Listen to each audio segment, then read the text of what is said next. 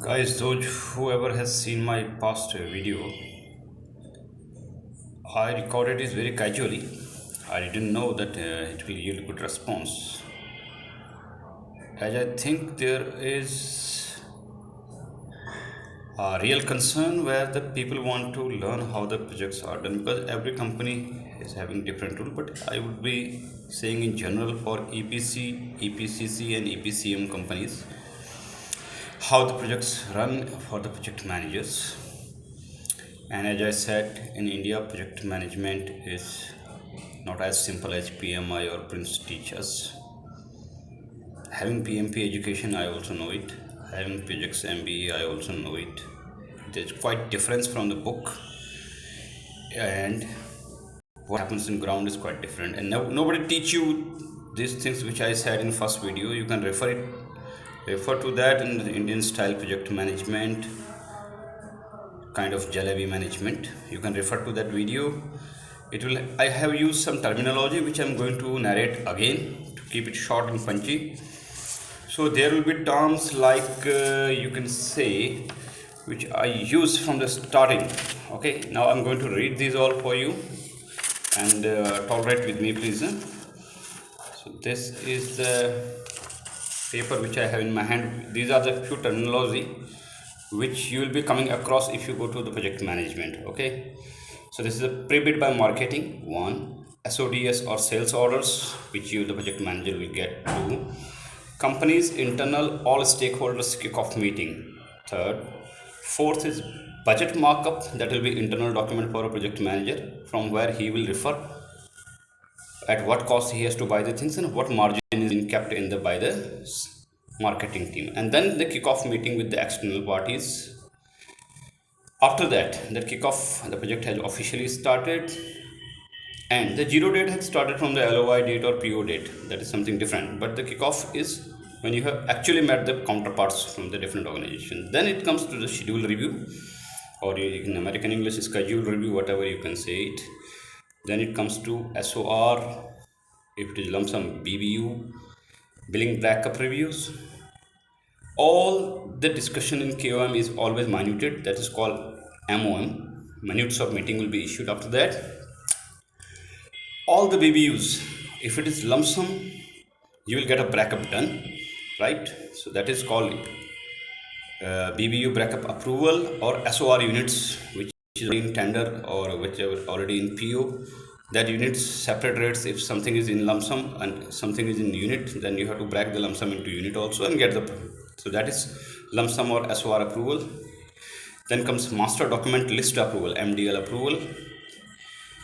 After that, there is one thing, all the communication to the client or to the customer, to the EPCM companies or to the PMC companies or to the customer establishments will be done, end user establishment to be done by transmittals.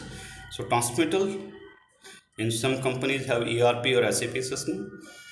It is generated in sequence from which department, because project manager will be the single point of contact in some cases. So that's the additional burden for him to record any inquiries or any queries from engineering as well as from anything from procurement. All will be going routed through. Anything comes from vendors as well, by manufacturers, that will be routed by or routed by the concerned department, concerned stakeholder via project manager only. So that is single point of contact as POC. If it is kind of organization you have, that will be a very difficult part to handle the communications as well, because you will be having all day busy telephones and emails.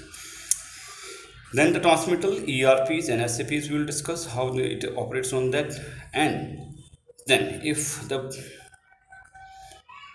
contractors or something else is involved in your site erections or site contractors, then there will be a contractor markup negotiations will be done by construction team with involvement of project managers or project leads.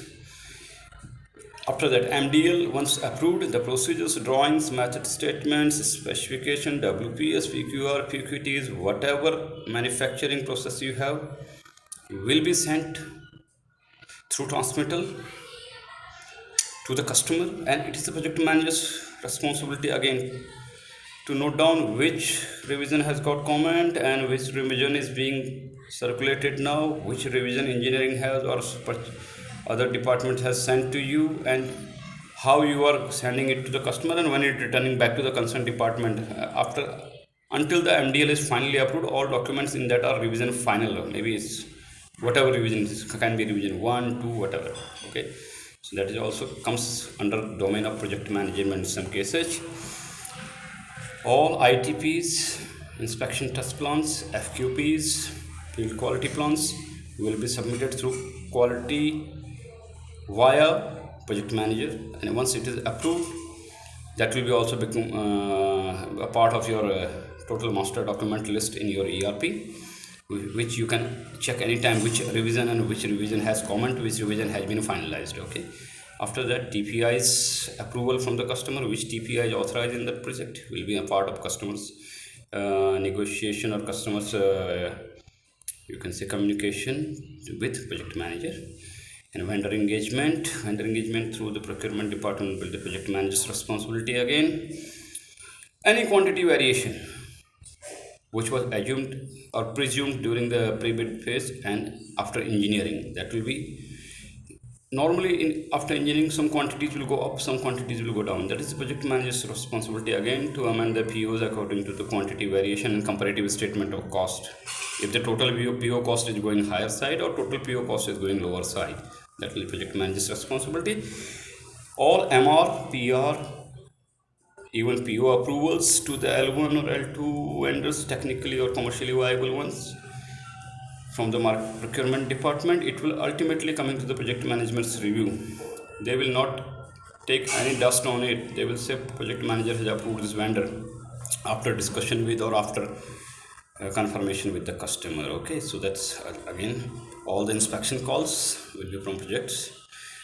All IRN issuance follow-up, all dispatch instruction DI follow-up or MDCC follow-ups, manufacturing or you can say dispatch clearance certificates. Okay, so that is also project manager's responsibility. And then site contractors engagement via construction department, and their PTR they will provide to you, and whichever it's general management for construction actually, but sometimes project managers are getting as a stakeholder, they will be involved in that.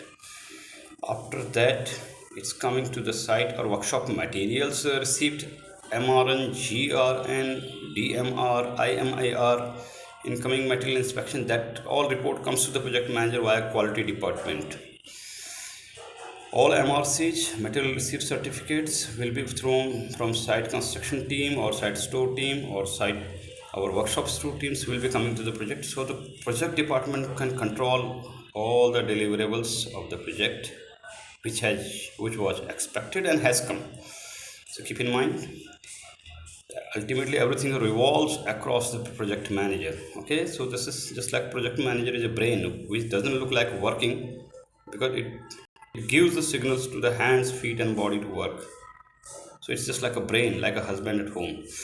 So then after that's comes the service part of the PU where we have erection, testing, other things.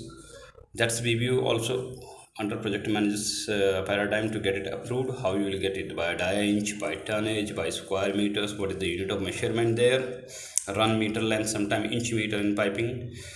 And then material supply billing, which procurement we have on the supply part of the PU, that will be billed against the receipt of GRN at site or MRN at site, MRCs at site or at workshops. Okay, then erection testing billing across the measurement books, whatever the customer or your client will have the method of measurement. Okay, so that will be billed against the service part. And then invoicing of tax, invoicing draft approval, how you going to get it, and the billing is also important part of the project management is billing.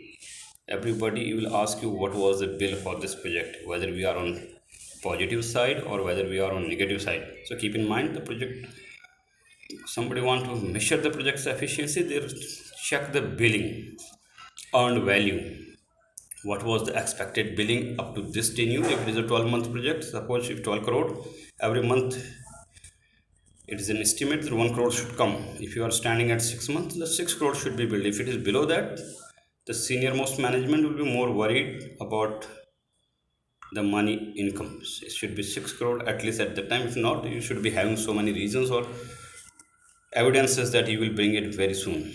They're on the right track. After that, you will be dealing with advanced bank guarantees, contract performance bank guarantee, ABG, CPBG, PBGs, and all. These are from commerce department or finance department, accounts department. You will align it, its formats approval, its final getting and submission, even sometime extensions. Okay, that will be part of project manager's role in cooperation with accounts and finance F&A. Material reconciliation, resources reconciliation is purely part of project manager under coordination of construction team or materials team. A PO amendments is purely part of project. If any delays expected, any extension of time is there, or any revisions of quantities happens, quantity variations happen, project management will get PO amendments from the customer. And you have to identify the who is the most powerful stakeholder in your customers team also, whom you can be staying in contact for these all the things from their project department, right? And then it comes to de-scoping. If something has been removed or something has been eliminated from your scope, how to amend this in POs. EOTs, extension of time, how to apply it and when to apply it, what evidences to be provided, what tabulated information, bulleted information has to be given. That is also a project manager's responsibility. After that, final acceptance of the PO. Then now these quantities, everything, times, schedule, everything is confirmed. This final PO release, it also part of the project manager's responsibility. Then when we're going to close it, there will be access and saving statement, that is reconciliation kind of thing. What was given more than project line item, what was given less than that, and then the final what is the value. If the project value goes up, they will amend the things. If it is low, they will adjust the things and close it out. Then there will be a new dues, no dues form or nil outstanding forms signature. It means the client is releasing the vendor from any responsibility, contractual responsibility, and contractor is also releasing the client that I don't have anything to take any due payment from the customer. So that is a legal document kind of thing.